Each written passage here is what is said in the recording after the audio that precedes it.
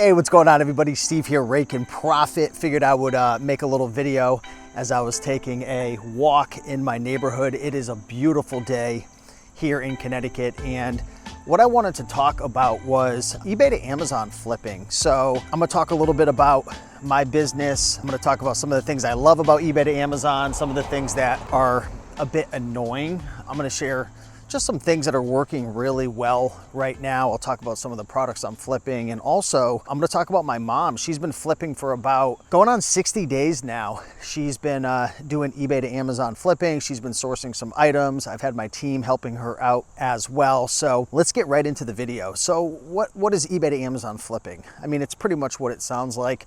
It's buying items on eBay that are undervalued and then flipping them on Amazon. I sell mostly new products, but you can also sell used products as well. A lot of people will flip used books, used DVDs, not really used board games, although you could sell them as collectible. I do have some friends of mine who sell used electronics and used office supplies, but really if you're gonna do that, you're not gonna wanna use a prep center, and returns could just be really, really high. But for me personally in my business, I sell mostly new DVDs, new electronics, new tools, board games.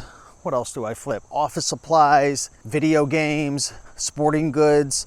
I don't really mess with like supplements or health and beauty or things like that. I mostly honestly just stick with those categories, and I really focus a lot on replens. So I'm really doubling down on products that I've sold before, just because every time I sell a brand or a product I've never sold before, you never know, is it gonna hit a high pricing error? Is it gonna go stranded? Is the return rate gonna be high? Are you gonna have IP issues? Different things like that. So I really like to double down on replens, and I use the tool Replen Catcher, which is a software that allows you to be able to pretty much upload and track all of your replens and source them. So like you can upload a list of maybe 300 items you've sold before in the past, maybe from thrift stores, library sales, whatever, and you can track them on eBay 24/7. So when they're available on eBay at a certain price that you can sell for maybe a 40-50% ROI or a $10 profit, you could be the first one to purchase the item. And also Replen Catcher has a live stream, so if you don't even have replens, you can just choose a category, an ROI, a profit, like different filters, and just source. But right now in my business, probably over 75% of the items that my team is sourcing is from the replen area, just because it's so much easier to source when you're using these eBay to Amazon sourcing tools. And there's other ones out there, right? I use Replen Catcher, I used to use Flipmine, but yeah, I mean, that's for another video. Either one will work. The thing is, the live stream, it's just really, really competitive, and you've got to be super duper fast. Like, especially if you're gonna be flipping DVDs, like good DVDs are gonna be gone within like a minute or two from the live stream, because the live stream, it's live. Like, it's literally scanning eBay live every 5, 10, 15 minutes. And when those really good DVDs come up, they go fast, just because a lot of people are ungated in DVDs. The return rates are really low. The margins are super duper high. But you do got to be careful with DVDs as well. Like, there are counterfeit DVDs, and I'll put a link down below if you guys want to check out my guide that I created. It's a free guide. It's my DVD prevention guide that goes through like 10 different things to make sure you or your team are aware of when sourcing DVDs. And this applies to thrift stores, garage sales as well, but especially eBay. But like, one annoying thing with DVDs I've noticed is they sell really fast in the live stream. So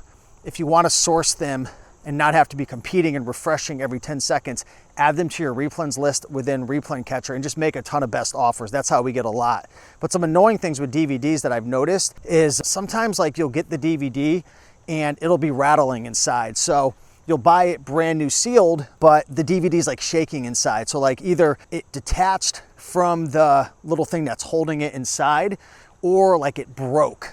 And that can cause a lot of issues, right? Like that can mess up the CD. And I've noticed like sometimes Amazon will like kick those things stranded, or customers will return them because they're damaged. So that's kind of one of the annoying things with DVDs. And also I've noticed like a lot of people, when you're buying on eBay, they will either ship you the wrong DVD. So like they'll use a stock photo, some of these bulk sellers, and they'll ship you like a different one. It's not even the same picture.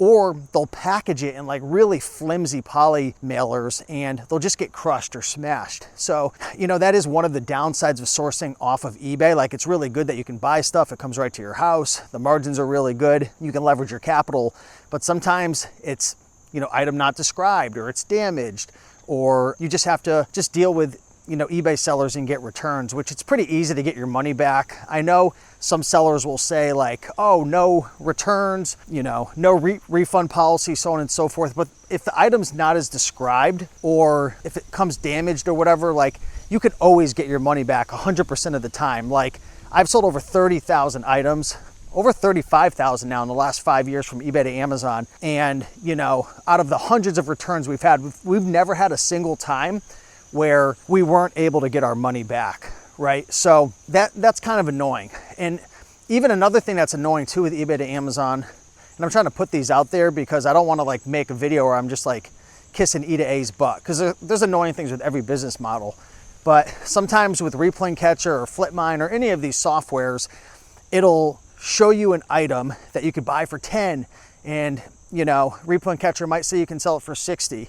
But when you go to look, the eBay seller listed it as new, but if you look at the picture, the item's actually used, right? Or it's not even the same item. Like, the eBay seller might say it's a certain item, but they use the wrong UPC, so the software's matched it up incorrectly. Also, another thing to keep in mind, if you're going to use any of these softwares, sometimes the pricing is way off, just because pricing is always changing. And especially with Replane Catcher, as I'm the one who developed it, I know how complex it is in the back end to be keeping prices updated for millions of products. It's very challenging, and it's very different than like a Seller Amp or a Scout IQ. They update each item as you scan it in or as you look it up, whereas like Replane Catcher is having to calculate ROIs and profits and show you hundreds of thousands of items in real time within seconds. So sometimes the pricing's off, so you really got to look into the Keepa charts and you have to analyze things. And if you're going to do eBay to Amazon, you've got to get good at reading Keepa charts. You've got to get really good at analyzing deals. It's not the same as just going into a thrift store and spending $1 or $2 on a DVD or on a book or on a toy. You might be spending 10, 15, 20, 40. I mean, sometimes I spend $150 on an item to flip it for 300. So you better understand if that item's going to sell. You better understand if you determine what its true intrinsic value is. Like, if you pay $150 and you think you're going to sell it for $300, the fact is, if someone's listing it at 300, it doesn't mean it's worth that, right? You have to look into Keepa and you have to check, is there actually a history of this item selling at this price?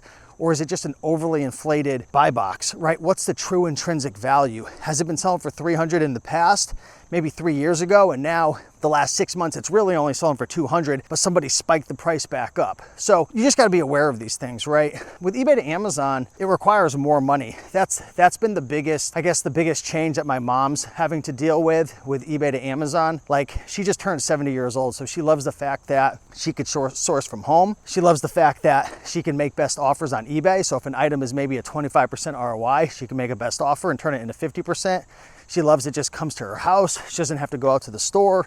She could be sourcing at 4 in the morning. She's been waking up at 4 in the morning, and sometimes she jumps on a Replane Catcher and does sourcing. Other times it might be midnight, right? You can't go to the thrift store or the library sale at that time. They're closed. So she loves that, but she's not a huge fan. Like, it's been kind of like a big change having to spend $15 on a DVD, $30 on a DVD. Yesterday we were actually hanging out and we sourced a DVD. It was actually 2 DVDs, but she spent like $80 for 2 DVDs. It was the same DVD, but it was like volume 1 and volume 2. So it was like $80 for 2 of them.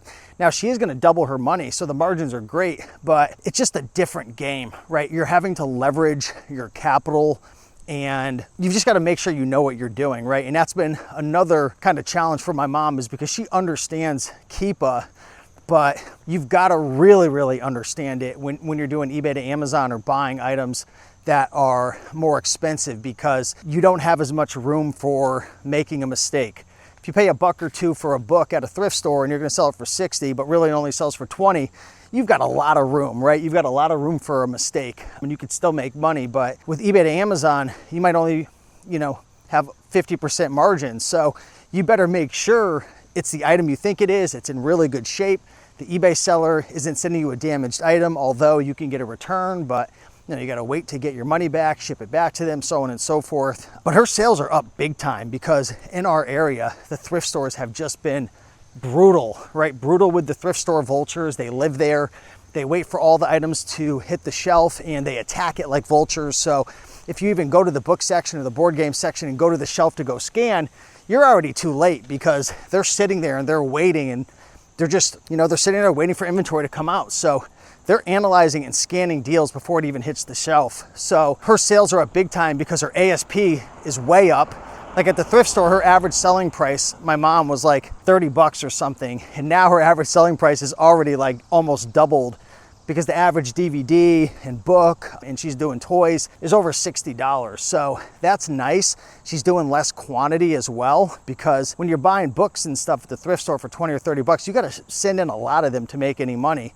The margins are, not necessarily the margins. The margins are higher with thrift stores, but like the amount of profit you make per item at the thrift stores is typically much less compared to like eBay to Amazon. Her average profit's like $10 to $20 per flip. So yeah, my eBay to Amazon business is going pretty good. I'm at about 60,000 in sales the last 30 days. My net profit on that is somewhere around $10,000. I'll have to look at my seller board, but my average selling price is around $100. Still using my prep center, Little Owl Prep. So every single item that my team purchases, which I have 2 virtual assistants who source all my items for me, after they purchase it, those items get shipped to Little Owl Prep in Ohio, and they have a really great software that every time we buy stuff, we update it. We put in the ASIN, we put in the buy cost, we put in, we create our custom SKU, and then Little Owl Prep will go in, scan all the items. We can see they received it, they'll prep it, they'll list it, they'll even ship it for us, which is great. Like they go into my Amazon seller account and ship it. It's a little additional fee, but it really makes it really, really easy. So we don't have to create listings and whatnot. Then those items get shipped to Amazon FBA, and when they sell,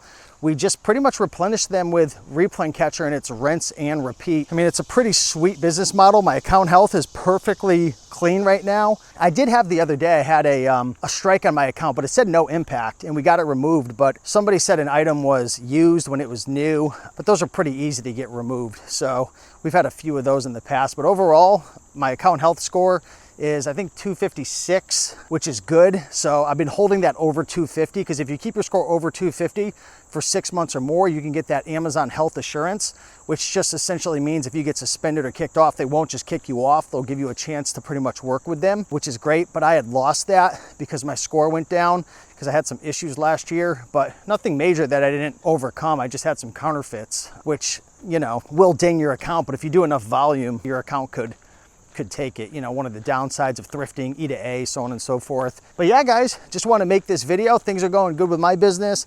My mom's been enjoying it the last 60 days. Replay Catcher is crushing it. Users of Replay Catcher have spent almost $700,000 in the last 30 days with the software, spending on eBay, which is freaking nuts. And it's just a small group of people using it. So, the people using it are having success with it. Of course, you got to put in the time, you got to make best offers, you got to build your replens list. If you're just sitting in the live stream and after 15 minutes you don't find anything and you're like, this sucks, it's like, well, you got to put in the work. You've got to learn how to source correctly. You've got to make best offers. You've got to learn how to set up filters. You've got to build your replens list. It takes work, right? But it's cool with this business because eventually you could build systems out like I have to have virtual assistants source for you if you want. The margins are really high, so you can pay people to do it. You can get prep centers to receive all your products and ship for you. You can hire people to reprice, do all the things behind the scenes like I've done. Matter of fact, I'm going to be doing a presentation at the Books and Beyond conference on this. I'm going to be sharing how I'm the laziest Amazon seller, and I'm going to be sharing, I think, 7 or 8 systems that I've implemented to be able to literally just work about an hour per week in my business. I know it sounds like a Tony Robbins infomercial, but it's true. It did take me 5 years to build out these systems, but it's what I'm doing. So yeah, well, check this out. We got a butterfly flying around. Look at you, buddy. Anyways, guys, I'm gonna get back on this beautiful walk, enjoy the nice weather, but just want to talk a little bit about eBay to Amazon. And if anyone's interested in learning how to do it, or you have any questions, comment below. But with that being said, guys, much love. Bye.